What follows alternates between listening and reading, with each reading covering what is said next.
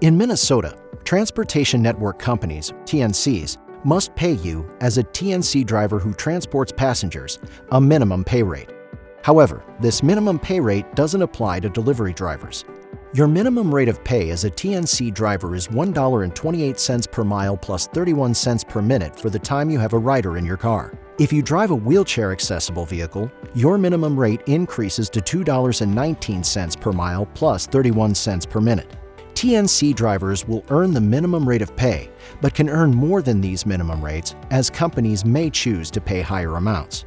For each trip with a passenger, you're guaranteed a minimum of $5.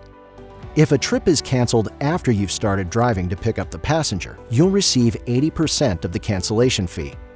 All tips belong to you as the driver, and the minimum rate of pay does not include tips.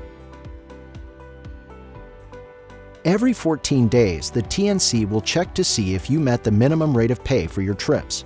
If you didn't, they must give you a supplemental payment to make up the difference no later than the next earnings period.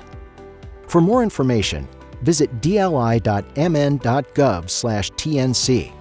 If you have questions, contact the Minnesota Department of Labor and Industry at 651-284-5075 or by email at dli.laborstandards@state.mn.us.